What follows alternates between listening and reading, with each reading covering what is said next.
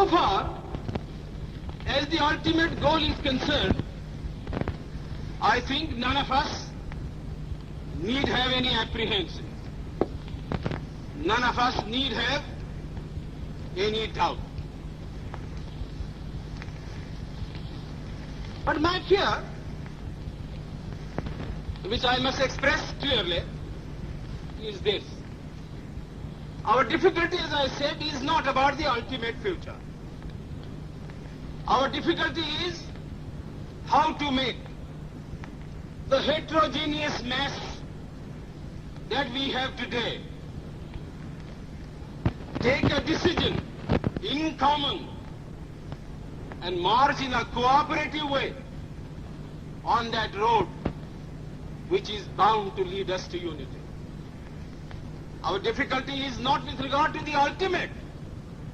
Our difficulty is with regard to the beginning. Mr. Chairman, therefore, I should have thought that in order to make a start, in order to induce every party, every section in this country, it would be the act of greatest statesmanship for the majority party even to make a concession to the prejudices of people who are not prepared to march together. And it is for that I propose to make this appeal. Let us leave aside slogans. Let us leave aside words which frighten people. Let us even make concession to the prejudices of our opponents. Bring them in so that they may willingly join with us on marching upon that road, which, as I said, if we walk long enough, must necessarily lead us to unity. And if I, therefore, from this place, support Dr. Jaikar's amendment, it is because I want all of us to realize that whether we are right or wrong, whether the position that we take is consonance with our legal rights, whether that accords with the statement of May 16th or December 16th, leave all that aside. This is too big a question to be reduced to the position of mere legality. It is not a legal question. I say leave aside all these considerations and make some attempt whereby those who are not prepared to come will come. Let us make it possible for them to come. That is my appeal. In the course of the debate that took place, there were two questions which were raised, and which struck me so well that I took the trouble of taking them down on a note paper. The one question was, it was asked, I think, by my friend, the Prime Minister of Bihar, who spoke yesterday in this assembly. He said, how can this resolution prevent the League from coming into the Constituent Assembly?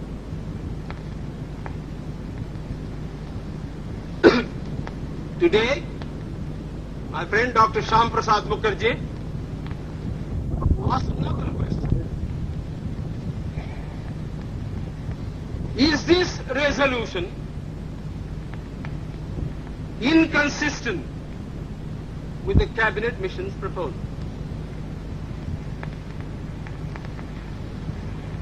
Now, sir, I think they were very important questions.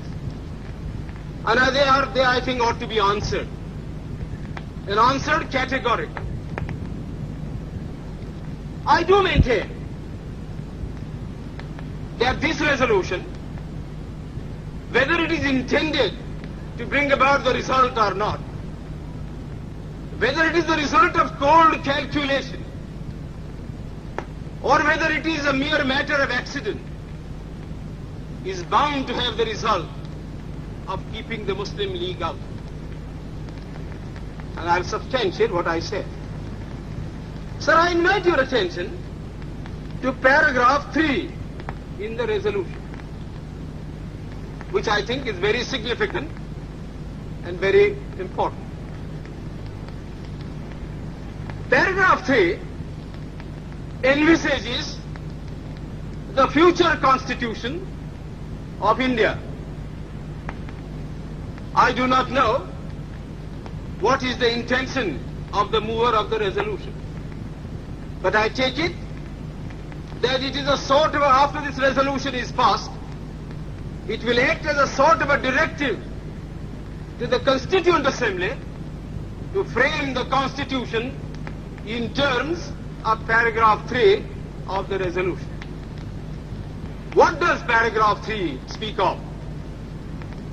Paragraph 3 says that in this country there shall be two different sets of polity. One at the bottom, the autonomous provinces or the state, or such other areas as care to join the United India. These autonomous units will have full powers. They will have also residuary powers. At the top and over the provincial units, there will be a union government having certain subjects for legislation, for execution and for administration. So as I read this part of the resolution, I do not find any reference to the idea of grouping an intermediary structure between the union on the one hand and the provinces on the other. Now, reading this paragraph in the light of the cabinet mission's statement, or reading it even in the light of the resolution passed, having said that we do not want a strong center, and having accepted that there must be or should be an intermediate polity, a sub-federation between the union government and the provinces, I like to know why there is no reference in paragraph 3 to the idea of grouping. I quite understand that the Congress Party, the Muslim League and His Majesty's government is not ad idem on the interpretation of that particular idea about grouping. But I always thought, and I will be prepared to stand corrected if it's shown that I am wrong, that at least it was agreed by the Congress Party that if the provinces who are to be within the different groups consent to form a union or a sub-federation, the Congress would have no objection to that proposal. I believe I am correct in interpreting the mind of the Congress Party. So the question that I ask is this: why did not the mover of this resolution make reference to the idea of having a union of the provinces or a group of provinces on the terms on which he and his party was prepared to accept? Why is the idea of union completely effaced from this resolution? I find no answer.